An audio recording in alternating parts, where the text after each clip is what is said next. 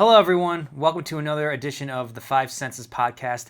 I'm your host, Robert Zinni, and today we have Prescott's own musician, Nick Canuel. Hello, Nick. Hey. Thank you for coming on to our Hey, show. thanks for having me. Yeah, how's it Excited been? to be here. How's your day going? Good. It's Yeah. a Monday, so, slow, but Right. good. I was really excited about interviewing today because I just met you about 2 weeks ago randomly at Wild Iris, Yeah. and we were meeting with the producer, John, and you had your new album. Yeah. And you just gave it to me, didn't even know who you were, and I got home later that night, and I've been really listening to your album ever since then. Cool. And so, for folks at home, if you didn't know, Nick just dropped an album, debut album. Debut. A Look at a Fool. Yep, that's the one. Okay. And so I just want to say, like, when I first listened to your album, like, I immediately saw you at either Matt's Saloon or the Birdcage performing. Sure. And I think it was Something to Write About. That's like my spirit Cool. animal of a song. And we used that for the promo. So thank Yeah. you for that. No, but thanks for using it. That was cool. Oh, dude, it matched the style of how we were going with, and so that gives you that vibe of some smoky blues atmosphere, like Sure. the Birdcage offers and whatnot. Spent a lot of time playing with the Birdcage, so Yeah. way back when. Yeah, Yeah. what was your first experience performing? That's like four different answers, honestly, but little my question? a little bit. My first full 4-hour night on stage, I played back in 2004 on drums for a band both my parents happened to be in called Latigo, and I was 13, and we played this. It was like a wedding reception, but it was like a month after the wedding, so I don't know. It was just a party for a party, I guess. But the cool experience about that one was the terrifying moment. The drummer in that band before me used to do a drum solo every night. Okay. And I was 13 and was not ready to be doing drum solos, but we had the bride and groom came up and were like, "Look, man, we like you guys. You're really good, but we want to hear the kid play." Oh, And so they okay. threw me a drum solo at 13 years old at my first gig ever, and it probably wasn't great. Yeah, it wasn't like anything like John Bonham or something like that. There was no Neil Peart involved in this drum solo, but I don't know. I got through it, and they went nuclear, thought it was great, and so it's like, oh, it's great. It wasn't great, but whatever they thought it was because it was loud, and so then, went from there. Right. And from then on, for 6 years, I had to play a drum solo every single night in that band. Really? Every time I played. So that was your first experience, and your parents were like, all right, cool. Yeah. Nick, you are an amazing drummer. You're just gonna play a drum solo every night. Whether I liked it or not, they're just like, yep, you now have a drum solo at the beginning of the second set from now on. Okay. So I did. Every gig I ever played with that band until I left when I was 19, I played a drum solo at the second set. Was it in any particular song that you played the drum solo? Yeah, we always open the second set with it, and I'd go straight into the Alan Jackson version of Mercury Blues. We're a country band. Okay. So always do a crazy drum solo for 2 minutes or whatever, 3 minutes, something like that, and then right into it, and we're off. That second set goes now. Okay. So you are born and raised in the Quad City area. Yep. You just said that your first experience performing live at a bar was at 13. 14 for the bar, 14, yeah. okay. Yeah, 14 for the bar. So can you walk us through, what is it like being 14 years old? And at that time, I would imagine the Birdcage still allowed smoking? Just stopped. Oh, just stopped. Okay. It just stopped. It was something like 2 months before. I started playing in bars at the end of '05 when I was 14, and the short version is terrifying, by the way, because I had been to charter schools my whole life and stuff, and I was real kind of sheltered and nervous, so bars were absolutely terrifying to me, especially then. I don't know that I legally was allowed to go to the bar to get a soda, but I wouldn't anyway. Right. I had my dad do it because, nope, too afraid. Bars are scary. But it, it was interesting. It was, it was just uniquely terrifying as a kid to be in a bar. And, it was kind of a draw, though, at the time because I was 14. So it was like, oh, the people who wouldn't come out normally would come out and see the kid play or whatever because the kid. he's going to mess it up, right? But, yes. Usually one song a night that I totally shout. But, they just outlawed smoking 2 months prior, and it was, when I started playing at bars, dead. Dead? Just dead. Okay. I mean, I was playing to 13 people a night sometimes. It was just because you take a fundamental thing about bars is that you could smoke in them, and not anymore. I mean, they just stopped. I think it was 2 or 3 months before. So I kind of got to ease into it. I didn't have to play some big crazy crowd the first time. I played to no one. Yeah. So How did it feel when you started playing in bars or playing for people and you only had a few people? in a way good, in a way bad. Like it's good because, like I said, you can kind of ease into it. You don't have to. If you're still in the phase where you're getting stage fright and stuff, 10 people's a lot easier to play to than a wall-to-wall bar. But at the same time, you'd rather play to more people. I mean, True. you get 3 songs in and you're like, okay, come on, let's do this. So, Right. double-edged swords at the time. So when you have a packed crowd, how do you react to the crowd? You feed off each other, really. So a good example of, particular nights that are always busy. New Year's Eve is always busy. Halloween's usually busy. St. Patrick's Day is always busy. So you start getting this feel for the crowd.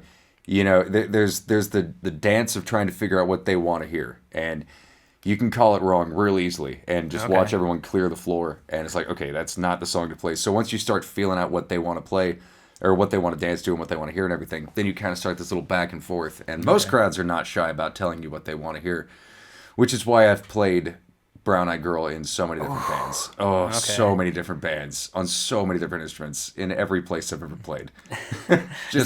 Is that the go-to song for the Prescott crowd or what? It's that one and Sweet Home Alabama are the course. songs that are requested more than any other song in the world. And Mustang Sally there's a list. Mustang There's a list of about 5 or 10 songs that are on the I would never play it again if I could avoid them songs. Right, And okay. those are on the top 3. Right, but that's so popular. Everybody wants to see that, right? Because when you're saying Brown Eyed Girl or Mustang Sally, it just brings you back to like Jersey Lilies, and I see an old woman just like dancing by Sure. herself, going like this, enjoying the music. She's usually the one requesting it. Right, exactly, right. And so you're in a lot of cover bands, so it's a little bit different from your solo stuff because you have to kind of play to the crowd. Yeah, we've tried to like bring in originals and stuff to Jersey Lily and different places in town, and originals are great, and I love hearing bands play originals, and I specifically go out and see people play to catch their songs. But when you're playing 8 to midnight on a Saturday night at Jersey Lily, no one wants to hear your song. No. They want to hear the songs they know. And Right. So, yeah. It's the different crowds, right? Exactly, yeah. So, A Look at a Fool, man, your debut album. Congrats with that. Thank you. Like, Thanks. that's just very impressive with the production of it. Production's really good in it. Really It's good. Dylan Ludwig at the Raven Studios. Raven Studios, okay. Dylan is an absolute genius, and every single second of this album was made better by working with him on it. Okay. By far. So, your album goes through a lot of different genres. I think we were talking about it earlier, where it's a little bit bluesy. Yeah. Then, for some reason, there's like all this Americana coming Sure. in. Like 1950s love songs with like Ooh Yeah, Sure. or Time Stands Stills, even, Yeah. the first track of it. So, where did you get the idea for this album? It was I just had this list of songs that I'd written over time, from the ages of 16 to about 27, on there, and I basically just was like, okay, which ones don't suck? So there's certain ones that I'm like, okay, this is too sad, or this one's lyrics are dumb, or something like that. There's certain ones I made a point not to do, but then there was ones that I was, not even sure if I wanted to record that turned out, like, there's a song called Pieces on there, the second song in the album. And I wasn't sure if I was even going to do it because I was sort of iffy on the song. And I got it recorded, and it turned out to be one of my favorite ones on there. I thought for sure it was just going to be like a filler. Because it was like, it might be, it's okay. But as soon as it was done recording, it was like, that's actually pretty strong for it, So I kept the ones I thought would be strong enough to actually, make a point.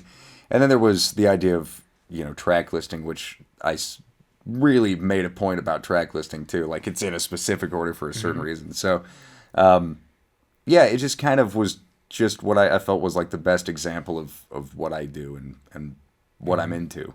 Well, I think for the viewers at home, when you do go out and buy Nick's album or go to Spotify and iTunes to buy his album, you'll see that it's a very diverse, but also you wrap it in with a central theme, it seems like, throughout your music. Because like with Pieces, the first time I listened to it, I'm like, this is polished. This is very simple lyrics, but it's very beautiful with the melodies. And I can only imagine, it transported me back to high school. And I always thought, like, the girls that I liked in high school, they would be listening in their bedrooms, Yeah. journaling, like, oh, I Sure. had this crush on my boy, because the song is really like a very sentimental, like, breakup song. It is, yeah. And that was the kind of idea with Pieces when I wrote that was, I think everyone's been in some just hollowed out dead relationship that they're trying to hang on to. And the whole idea about this was like, you've got these two people who love interests, and one's hurt the other, and then this one's hurt the other as well. So the whole thing is just kind of like a journey through, like, well, we're bad for each other. We're really bad for each other, but we don't really know anything else. So maybe let's try it give it another go. And the fact is, like, if there was a sequel to this song, it would be about their divorce proceedings, I'm sure. Because, like, there's no way this relationship's going to end well. But, the whole idea with it is that it is imperfect, and it's not resolved. And that's why, fun bit of music terminology here, on the last chord, I end on this chord that doesn't resolve, because it doesn't resolve. This isn't going to end well, and so I didn't want to actually resolve the song in a nice, pretty bow. I just left it on kind of a hanging cliffhanger chord. Well, love is a long cliffhanger that you never know if you're going to get over. Exactly, Right? and that was kind of the idea. It was sort of like, well, this is a bummer. Let's talk about it. Right. In not so many words. Okay. So with Pieces, that's very acoustic, and then the majority of your album has multiple Full band stuff. So please, can you walk us through the recording process? Because as I know, you wrote and for the most part played every instrument on the album. Yeah, for minus a couple here and there, I played all of it. So all of the rhythm guitar is me, and all the bass is me, and all of the drums except for one track, Somebody to Write About, is my drummer and friend Joe Wilds, and then my partner in my duo, Sean McDermott, shows up on one or two songs, and my dad actually showed up on a couple of them. Oh, really? Okay. Yeah, he's on the on Time Stand Still and Juliet, which was cool to record with him. But the recording process was long and time consuming in a fun way. It was a great time to do it. But so, like, the title track, for example, The Fool, that took us 7.5 hours just to record it. Really? Okay. And that wasn't mixing or throwing in extra little things or changing. That was just physically recording the song. Took me 7.5 hours to get done, because I'm all the instruments on that one, and all the vocals and all the extra everything. So it was this long process where we go and we put down the piano track. Okay, got it done. Put down a bass track. Got it done. Go set up the drums. Put down a drum track. Come back, realize I hate the bass track. Redo the bass track. Put in rhythm guitars, then lead guitars, then accents on the lead guitars with, like, harmonies and stuff, and then throw in organ parts and backing vocals, and so it turns into this huge overdrawn process, which is why I can never play that song live, because there's like 27 nicks on it. So it's kind of a lot, but it's also a blast to do, because you kind of get to see this song come into life in a way that you wouldn't expect.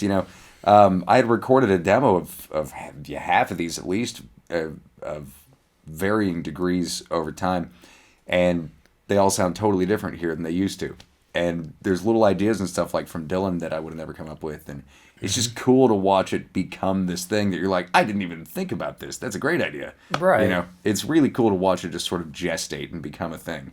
No, I could see that, because you're just layering track after track after track, and you have to have that foresight and imagination where if I'm going to start with the bass track, I have to then layer. And like you said, it's a very... You got to know what's where. You have to have it all planned and plotted out and everything, and it's... Well, you've got the idea there and you know what it's going to be. There's still that moment where you go, oh, there it is. There's the song. Oh. And I don't know when it happens, because it's different with each one. But with each song, there's a moment where you go, ooh, that's it. And you're just excited about it. You're like, if I add one more thing to this, it ruins it. So we've got the song now. This is perfect. Right. And it's cool. It's weird. It's cool. Yeah, I don't think for the viewers or listeners at home, you can really understand when you are creating something for a long time and then you just get that aha moment, and then you're just sucked into that just zone, if you will, right? Yeah, and I got to do this weeks and weeks and weeks, because I had one day a week I could get into the studio. It's like, because I have a full-time day job that has me in my office at 5:30 in the morning. So it was like, okay, Tuesday afternoons I can do. So go over 1 day a week. And so for like 6, 7 weeks, Wow. every Okay. day I'd get one more song that got to, because we were recording about a song a day. So we'd get one more song that was either done or this close to done. And it was, it's cool to just watch it become a thing. And I went in there one day, I was like, I think we're done, man. I want to record more, but I think we're done. So yeah, it's been real. All right. So what was that feeling when you finished recording the album? Like, what did you feel like when you first heard it from the first track to the last track? Almost cried. Really? Not Okay. gonna lie. Yeah. Okay. I had Dylan send like he put a limiter across it, so it was akin to being mastered. It wasn't fully mastered, but it was similar. He produced the whole thing, and then I sent it off to a guy named Ed Brooks in Portland or something to have it mastered. But Dylan gave me the rough version of it, and I played it all the way through, and it was my time where I was going through and making the list of all the things, like little notes to change out before we sent it to get mastered, here and there things that we had. And it was just this crazy moment. I was sitting out front of my house, just like had headphones on. I was just like, okay, it's real. This is Right. this is a thing. I've done a thing that's pretty cool here, and I'm really stoked about it. This is weird. So yeah, it was definitely kind of like a out of my own head moment. It's Okay. like, okay, this is crazy. Nice. And so when you're out of your body now, you can actually like act because you can Yeah. observe how you're Yeah. how you're acting, being in society Yeah. or in life, if you will. I don't have to record any more of it. Exactly, So it's right? like, I don't have to worry about how it's going to turn out. This is done. It's recorded. So now what can I have him fix if needs to be fixed? And there's just the whole like, I guess I can do this. Right. It's an affirming moment for sure. Of course. I want you to highlight some of the key tracks because there's a lot of meaning behind not only the album, but like the album covers. So let's start with that. So the album cover's cover kinda cool, isn't it? is you in a suit. It's me in a suit, With a yes, flower, with a dead white rose on in my pocket. So the idea with a look at a fool, and I'll explain the title of that. We'll wrap back around to that. But with that title, I wanted everything to be a little bit off. Okay.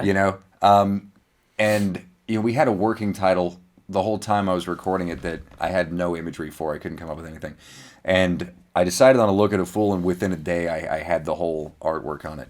And I wanted everything to be like really nice and trim and perfect, and then just kind of messed up in a couple ways. So got a dead white rose in there, tailored to me and everything, so it's all perfect. Got the dead rose, and it's white because white is supposed to signify like innocence, Right. And so rather than a red rose, which is about romance and everything like that, I went with a white one because it's the whole idea is sort of foolish and innocent and naive.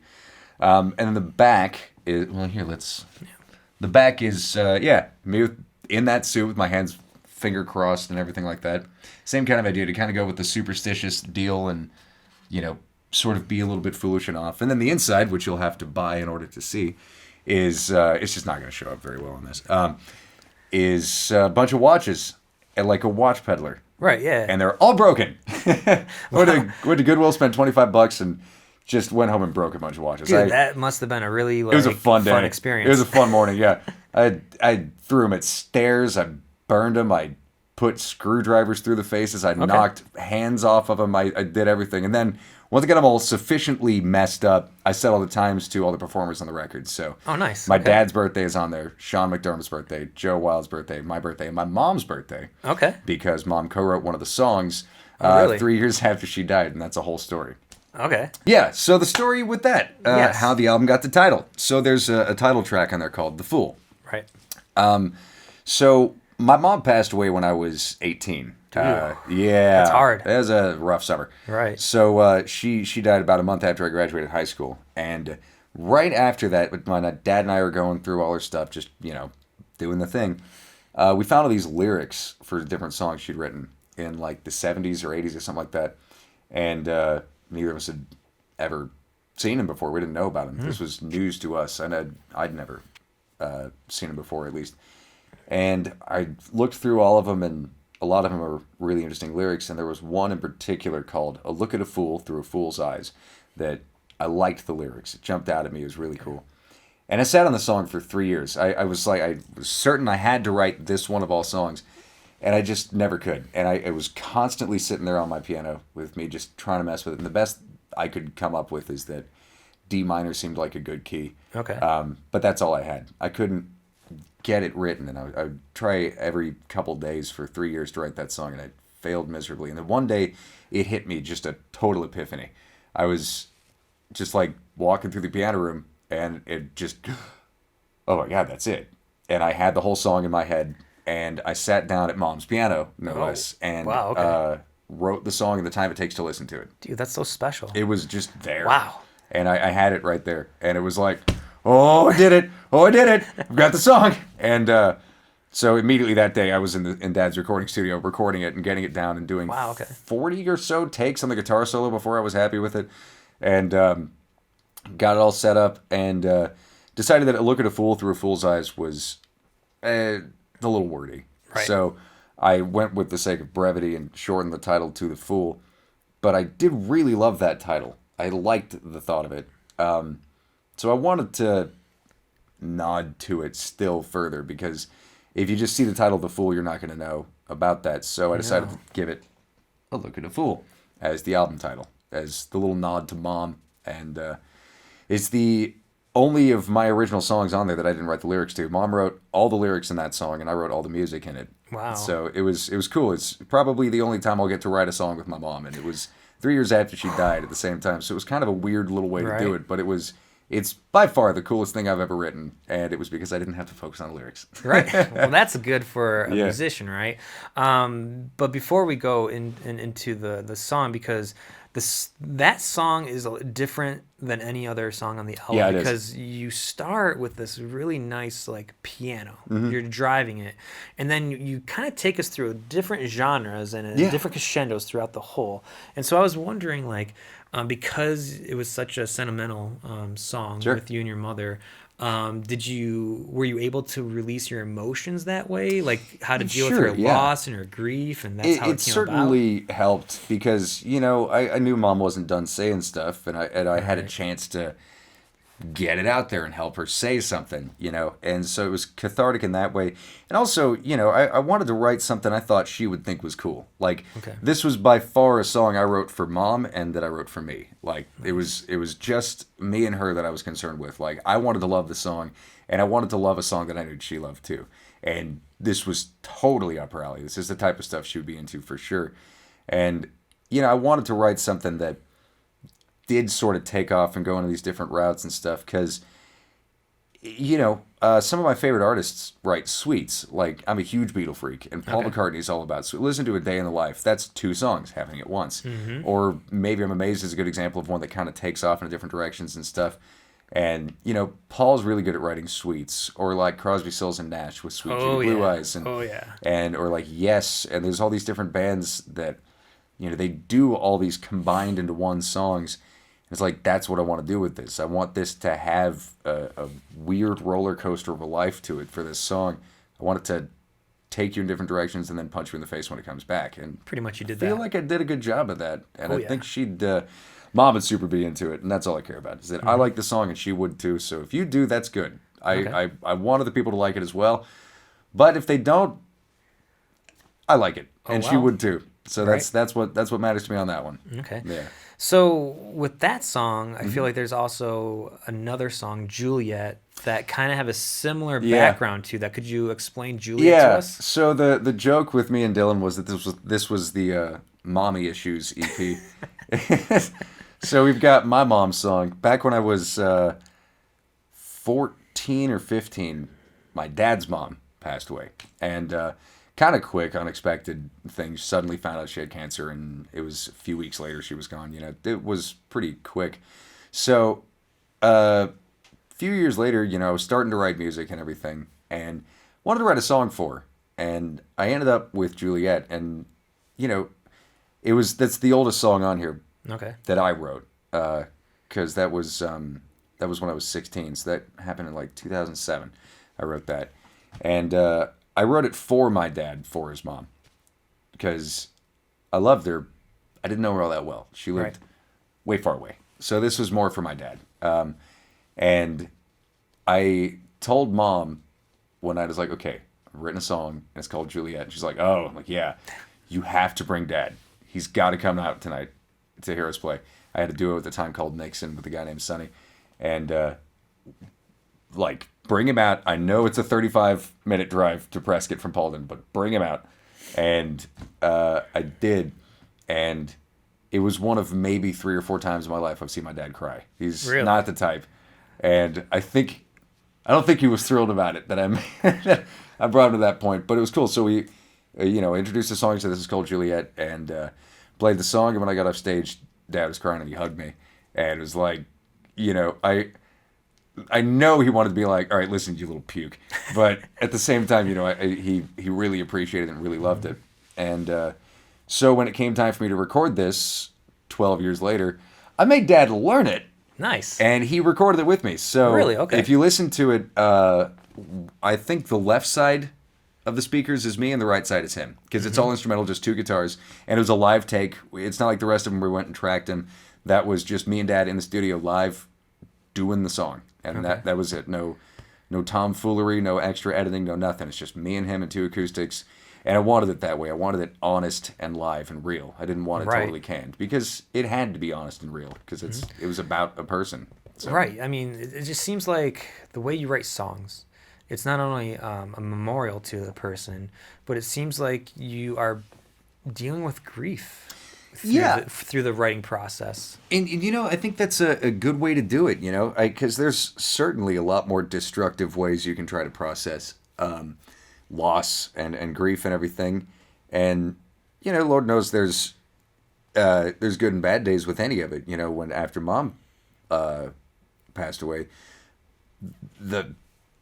I definitely dove right into playing music a lot, but at the same time I had to drive to my gig and back. So I lived in Paulden. There's sometimes, depending on traffic, a 45-minute quiet drive in the car where you're just thinking about Mom and stuff. So it's better to channel it into something constructive and creative than to, do something dumb to yourself, I think. No, I'm the same way. Anytime that I've lost a grandparent, or when I was a kid and I was going through cancer and like all my best friends were starting off dying like flies because of the cancers that they had, like I had to funnel something, and I think that's where my art life comes from, because I just channel that emotion in a healthy way, because I look at the end of the day, like I don't want to damage my body even more from alcohol abuse or substance abuse. Yeah. So it's a really beautiful thing that you're able to capture on this album. So we talked about your music and where you came from. I really want to know where your inspiration comes from. What is like the biggest influences that you've had in your life? There's a few big ones. I'm the biggest Beatle freak on the planet. Okay. Massively big Beatle fan. So that's why I mentioned Paul specifically earlier, is because like the goal is to write like Paul McCartney. That will never happen because he is a genius in so many ways. But the goal is to get kind of close to Paul if I can. I didn't, but I'm working on it. Anything the Beatles did, John Fogerty, CCR, nice. Which I won't mention it specifically. You'll have to buy it to find out. But there is a CCR cover on this. In fact, there's only one cover on this album, and it's Creedence. It's one of my favorite CCR songs. Mm-hmm. So I had to do one cover. It's like, all right, I'll do Creedence. But then Stevie Ray Vaughan is why I play guitar. Okay. He's the whole reason. Have you ever listened to the album with Albert King? Yes. Dude, it's been a long time, but yes. Dude, I just bought that on vinyl, and I just keep on listening to it. Dude, it's they're crazy. 2 guitar talking, it's crazy. And it's amazing. It's crazy. Yeah, no, Stevie was clearly from a different planet. Like, even if you watch him play, like his hands don't move like other people's hands. And he shouldn't have been able to play like that because his guitar was a nightmare. It is super heavy strings, like in this really crazy, weird hybrid set of strings. Like 13 gauge high E string and like a 56 or something on the low E, like just crazy huge string gauges. And the strings were standing like that far off the neck. It was basically impossible to play. And Stevie just beat it into submission. He just didn't care. He liked it. That's how he preferred it. So his guitar tech would be like, fine, we'll do this to your poor guitar. So I guess. Right. And so he played this nightmare guitar that sounded great and no one else could play it, which is perfect. So, But Stevie, I would say John Fogerty started it and Stevie Ray Vaughan finished it for me. It's like that was when I was like, oh, this is what I want to do. The first time I heard Scuttlebutton by Stevie Ray Vaughan was like a life-changing moment. I remember where I was. Like Yeah, it was one of so those. where were you? I was in the back seat of my mom's car in her '86 Oldsmobile Cutlass Sierra. That was my first car. Yeah, really? Yeah. No, I that's had weird. maroon car. Hers was silver. Oh, okay. But yeah, I remember I asked her because I'd listened to like nothing but the Beatles and CCR and Aerosmith back then. That's what everything was. I was little. I was like 7, and I had like Christmas money, and I asked her. I'm like, okay, I need something new. I want a guitar player because I was just starting to play guitar. I was like maybe a year into it or so, and I was like, okay, I want something to be interested in because I like CCR. What else is there, And she goes, you should try this Stevie Ray Vaughan guy. He's really, really good. He is really good. And I was like, I don't know. She's like, you should really, really check him out. I was like, I bet Dad could play better than him anyway. Ooh. And she was like, maybe listen to it. And I was like super opposed. She finally like forced me into getting, what would it have been? It was either Texas Flood or Couldn't Stand the Weather. It was Couldn't Stand the Weather because it wasn't the first album. Texas Flood was the first one. So I got Couldn't Stand the Weather first. And first track is Scuttlebutton, and it just kicks in at like 1,000 beats per minute. I was like, what is this? And yeah, so Stevie from the start was like, okay, this is different. But Right.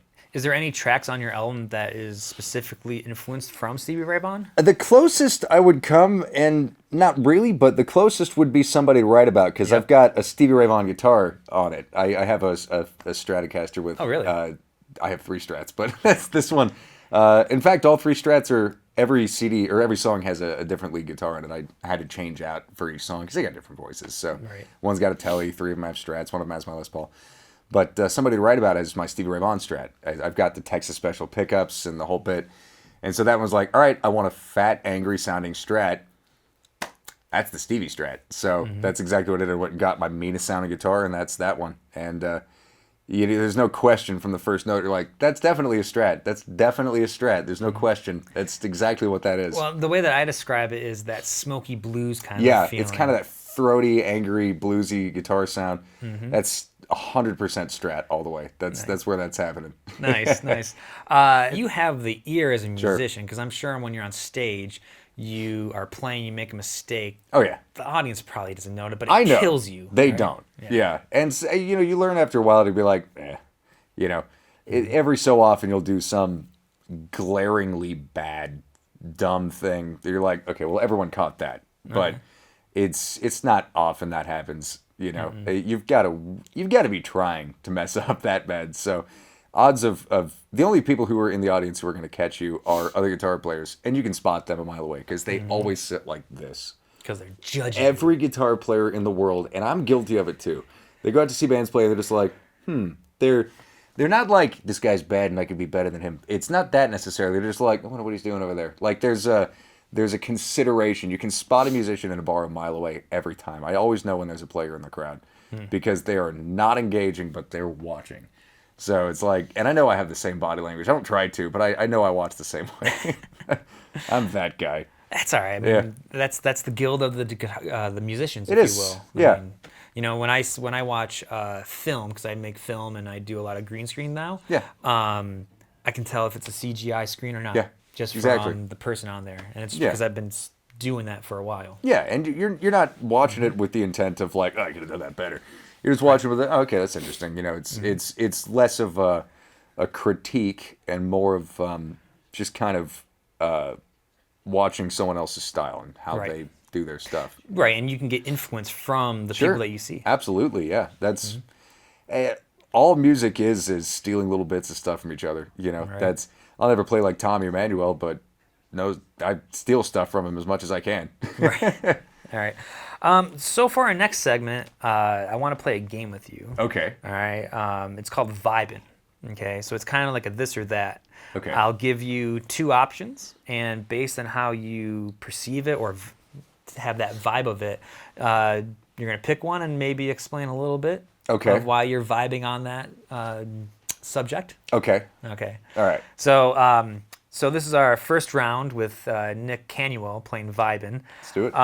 Okay, so What will you be vibing on? FM radio or AM radio? FM. Yeah, why is that? I work in FM radio.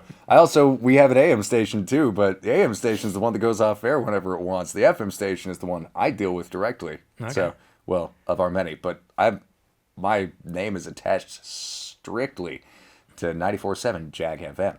So Nice plug. All right. Billiards or darts? Oh, billiards by far. Yeah, why is that? I'm out every week playing pool. I'm out if it's a short Sunday for me, I'm out for 5 hours. I got a buddy of mine, Evan. Evan and I go out every Sunday, and on a average day, we'll play 20 to 25 games of pool. Nice. That's by far my deal. I've got like 3 pool cues. It's a disease. No, dude, I got addicted to playing pool a couple years ago. I started on, I think, Division 3 in the Prescott circuit, and it's just addicting. Because when you hit that shot, it's like so beautiful, and you just like, I can do this again. Okay, so then let me get one for you. Vibing on 7 foot or 9 foot? 7 foot. Oh, come on. What? 9 foot. More of a challenge. Come on. I guess so. I mean, I don't know. When I go to Europe, I always watch snooker. Oh, geez, no way. That is so There's hard. a 12-foot table with tiny little pockets. Right. Yeah. I think I get nervous when it comes to 9 foot. Like Barefoot Bob's has a lot of 9 foot. Yeah, that's tables, where I'm always at. And I'm always just crappy at that. You got a tiny little angle that is like the smallest bit of distance is like a radically different shot. But the pockets are bigger on Yeah. the bigger tables. Yeah. And plus, I think for the league that I played in, it was the 7. Okay. Yeah. So just getting used to that. Sure. All right. So when you're playing, piano or guitar? Oh, guitar. Yeah. I started on piano actually. Fun fact: when I was 5, but I have 1 keyboard and 13 guitars. So Right. I'm a guitar player first. I'm a guitar player first, then drummer, then bass player, then piano, and then mandolin. Okay. Mandolins maybe. Oh, mandolin. All right. Maybe on your next album you're gonna throw some mandolin in it. Yeah, I'm surprised. Maybe I'll cover Going to California and throw in one there. Yeah, That'd be beautiful. it's a good move. Okay. All right. What are you vibing on? Would you have a mullet or a man bun? Oh boy, that's a loaded question. I mean, what am I supposed to say? You can say whatever you want. Okay, Man. real talk. I'm kind of growing my hair out right now. I'm doing a traveling Wilbury show in August with Sky Daddy Conwell, and I'm George. And George had kind of a mullet during the traveling Wilburys, so that might end up happening. That said, up to 3 years ago, my hair was down to here. Nice. And summers were rough, so man bun happened a lot. Okay. So okay. if I'd have to do one, I'd say man bun, because then I could do something else with it if I wanted to. Exactly. You can have different styles with the man bun. With the mullet, you're kind of stuck with... You got a mullet. I got the part in the back. Yeah. That's all I got. Yeah. Okay. All right. Vibing on. Would you rather, all right, live in Australia or San Francisco? Oh, man. San Francisco. I've always wanted to go to Australia. Okay. I don't know, and I'm terrified of bugs, which means it's a bad idea, probably. Everything wants to kill you there. Everything wants to eat you, and it will. But that said, San Francisco is the coolest place. I love it there. We did like a little mini tour through there when we were, what was it, 19, with a guy in town named Jim Sobo. He has the Howlin' Coyote tour, and my duo at the time, Nixon, we accidentally won a contest that we didn't know was a contest until 5 minutes before we went on stage, and then we found out. So we won, and the prize was to do a tour through the Bay Area. So we did San Francisco, Napa, Santa Rosa, Petaluma a couple times. Did we play in Sausalito, or we just go to Sausalito? I think we just went to Sausalito. Okay. But we just played around the area, and every one of us just fell in love with it immediately. It's like, I've never felt more at home away from home than in San Francisco. That's key, because when you find that spot, then you have to listen to your gut in a way. Absolutely. And the goal ever since I was 19 years old was like, find a way to live there. But of course, at 19 years old with no job, I would pick the most expensive place in the country to live. Of course. So idealistic. Oh, great. The future's so hopeful, right? Yeah. Yeah, exactly.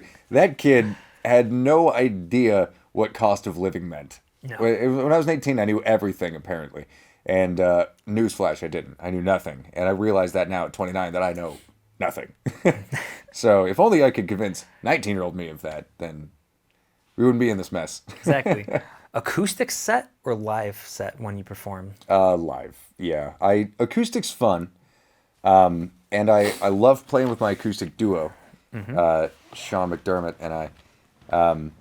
Because we get to do kind of whatever, when you're doing the acoustic duo stuff, you don't have to worry about whether or not it's danceable or this or that. So we play weird stuff that, for the sake of it, just because we can. But that said, I'm a lead guitar player first. Right. That's the thing I do, is I'm a lead guitar player. And everything else is secondary to that.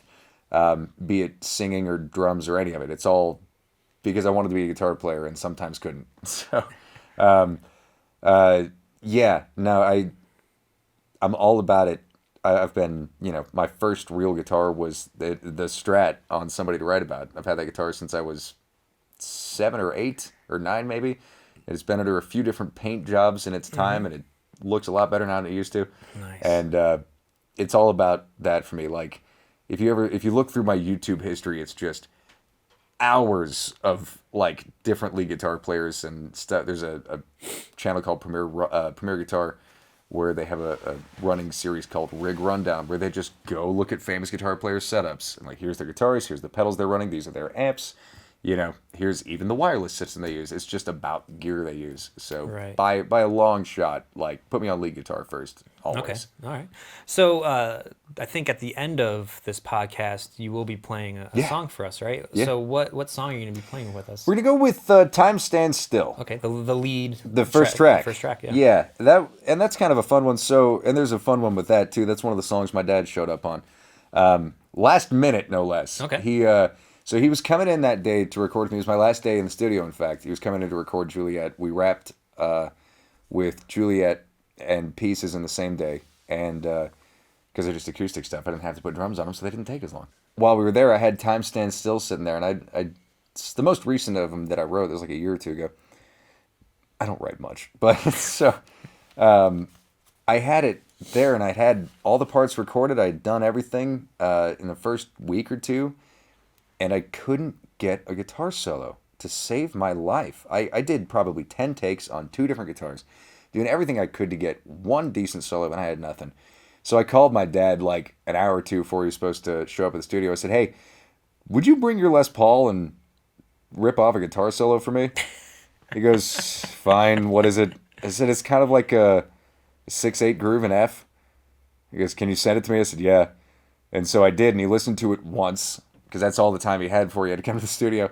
And he came in and he nailed it in one take. He did one take of the solo, and I went, we're done. That's it. That's no more takes. You don't get any more. That was perfect. There's the solo. So Nice. the first song in that album has a single take guitar solo on it from my dad. 10 solos. He gets it in one. It's like, all right, yeah, I will abdicate the throne. I will leave it to the professionals. I'm not worthy. Yes. I'm not worthy. Sometimes he kind of proves that he's a better player than me. Well, sometimes people want to beat their dads in sports. Maybe you can beat your dad at a guitar solo at some time. I'm okay with him keeping it. Okay. Yeah, I'm all right with it.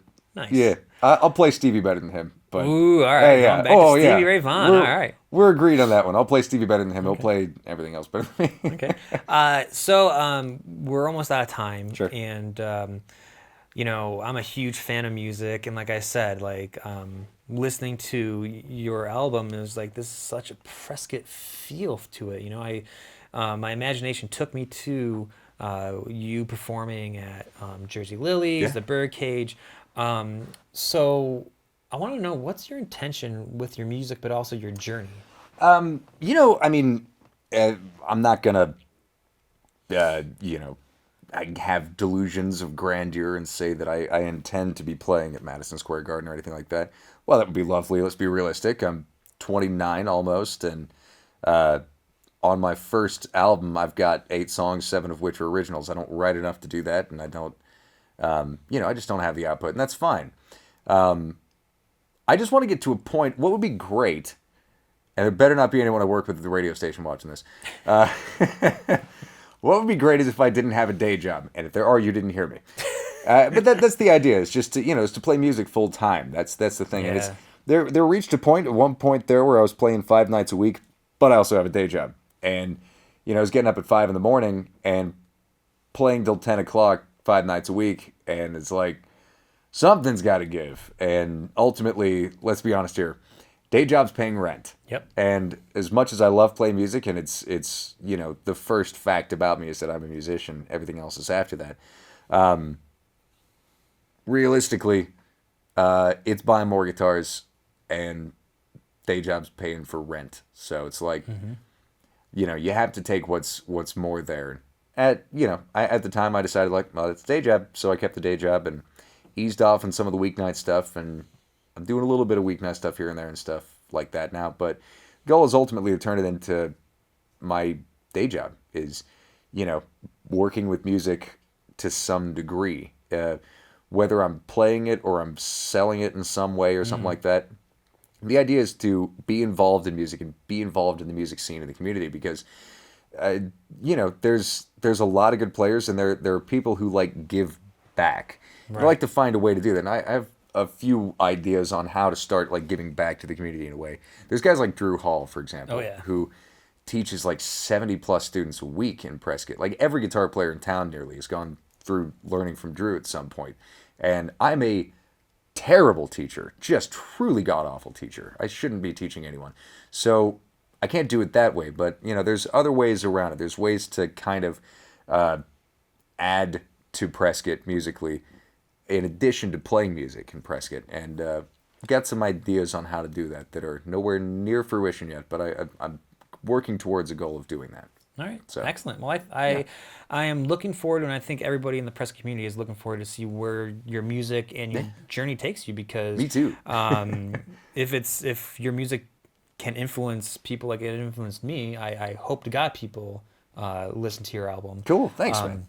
So before we go, please plug your album and what you're doing in the next month or so. Yeah, so this is Nick Canuel, A Look at a Fool, and it's available all over the place. You can find it rather on Spotify and iTunes and Amazon Music and YouTube and TikTok, it turns out I'm on, I guess. Dude, let's make some TikToks. Yeah, I guess we can do that with my songs now. And I guess, so basically any streaming service you have, I'm on.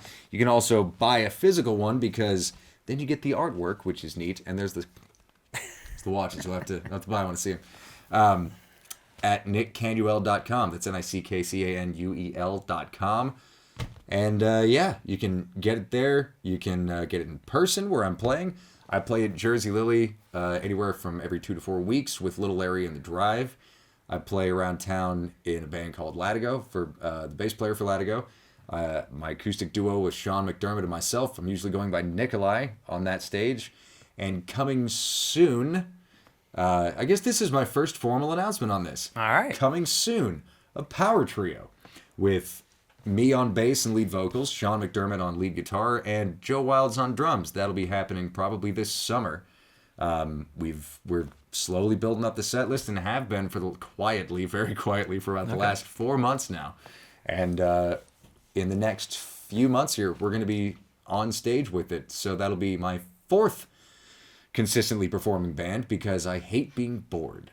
So there's lots of different ways to find me. All right. Well, thank you for coming on to the thanks for having podcast, me. man. I loved riffing with you with music. Yeah. Thank you for playing the game with me, no problem. I'm trying to get some new concepts coming in. I dig it. Yeah, keep that. It's cool. And we're leaving the podcast with your song, Time Stands Still. That's the one. Well, Nick, thank you for coming on to our podcast. Thanks for having me. And I really want to say thank you for letting us use your song, something to write about, with our promo, because when we wrote it, it was great, and then when we added your song, it was just magic. Cool. Like, if I could take a snapshot of my day, that would be me in the record store, going to Van Gogh's ear, going to the Raven, definitely having a beer, but it's that tone, that Stevie Ray tone, if you will, that really captured like what we're trying to do with this podcast. So I want to say thank you. Thanks for using it, man. I'm glad I get to be part of it. Yeah. So that concludes another episode of the 5enses podcast. I'm your host, Robert Zinni. We had Nick Canuel here today. And don't go anywhere, because we are going to listen to Time Stands Still by Nick Canuel. All right, everyone. We are in C Flexion Studios with Nick Canuel performing Time Stands Still from his debut album, A Look at a Fool. Remember to keep turning the pages of 5enses magazine, and for more content, visit us at 5ensesmag.com.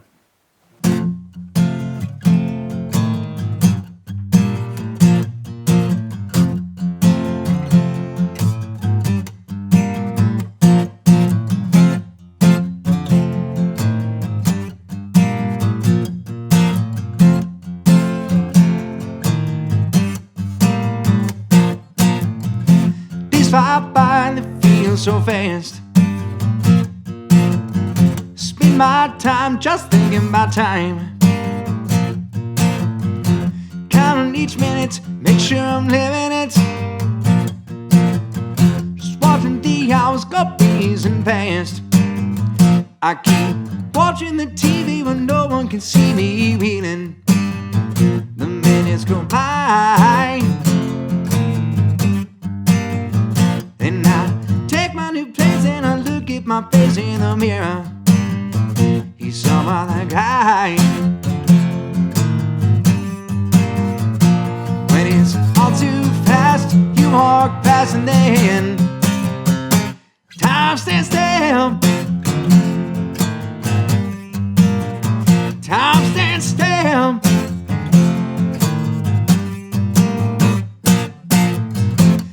Was a time before you and I was for minutes, the minutes were seconds. But none of that mattered the minute I met you. But those days go by. I keep counting my blessings to see it, the mess in my mind. Here you stay.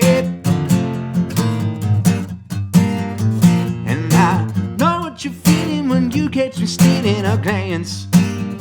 You don't have to say it. When it's all too fast, you walk past and then time stands still. Time stands still. Oh.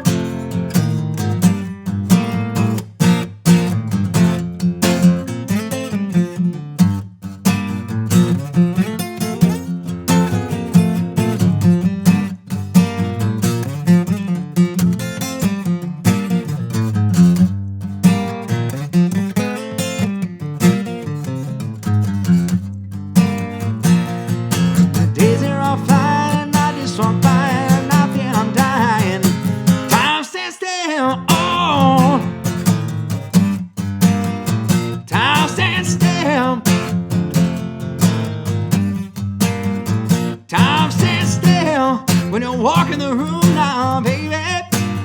Time stands still.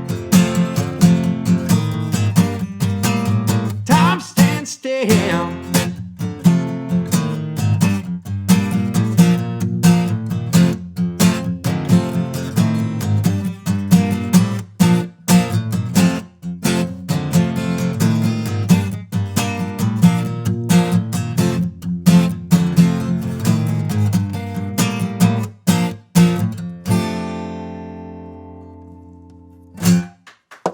Thanks.